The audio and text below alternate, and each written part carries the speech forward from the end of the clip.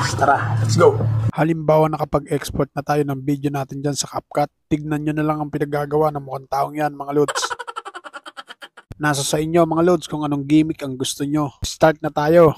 Abante tayo dyan. Focus tayo sa pagtayo ng mukhang taong yun, yung bago siya tumakbo. Itapat lang natin yung puting guhit na yan o playhead sa pagtindig ng mukhang taong yan. Siyempre, itap muna natin yan. Saka natin piliin yung split. Tapos, abante tayo. Focus naman tayo dyan sa pagtalo ng mukhang taong yan. I-timing uli natin yung playhead sa pagtalo ng mukhang taong yan. Kapag napili na natin yung magandang angulo, saka natin piliin yung split. Tapos, burahin natin yung hindi natin kailangan. Then, balik tayo sa unahan yan. Stay lang tayo dyan. Ibaba natin yan gamit ng overlay. Focus kayo sa baba. Hanapin natin yung overlay dyan. Kapag naibaba na natin yan, itabi muna natin yan. Drag natin dun sa dulo. Ngayon, balik tayo dun sa taas. Stay lang natin yung playhead o yung puting guhit na yan dyan sa dulo nyan. Tapos, focus tayo sa baba. Hanapin lang natin yung press dyan. I-press natin. Ngayon, may nakapress na tayong mukhang taong hindi gumagalaw. Ibaba din natin yan gamit ang overlay. Kapag naibaba na natin, stay lang natin yan dyan. Tapos, kuhanin natin itinabi natin kanina. Pantayin lang natin. Dapat po magkakabantayan tatlong yan.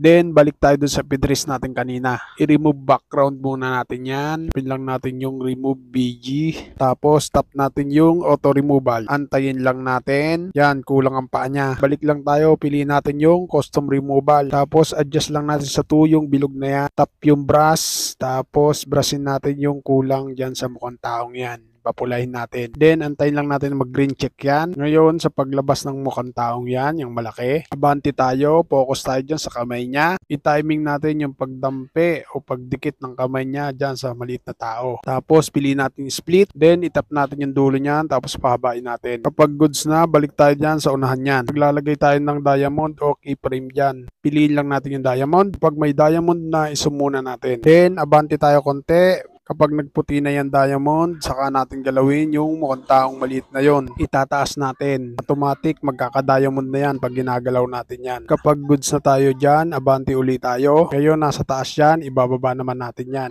Lalagay natin doon sa dati niyang pwesto niyang kanina. Pero nakahiga na yan. Kunwaring lalaglag tapos sasambutin uli ng kamay ng mukhang taong yan nasa harap. Yung parang ginawa pang bola.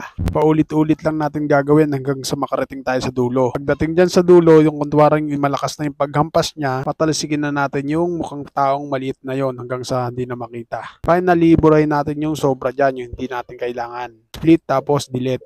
Kapag all goods na, ready to export na natin yan mga lods. Shoutout nga pala sa mga nag-comment at nag-react sa reels kong yan. Salamat sa inyong suporta. Pasensya na nga pala dun sa mga hindi ko na-replyan. Naging busy lang ako sa aking munting tindahan. At sa mga bagong followers ko, salamat din. Pati nga pala dun sa mga hindi ko nare-resbakan, pasensya na.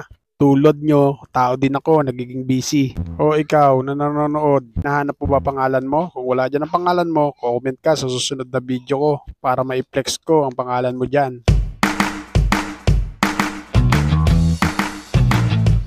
Sundan ba? Diba madali lang? Sana nasundan. Ano mga Lord, salamat sa inyong panonood at thank you Lord.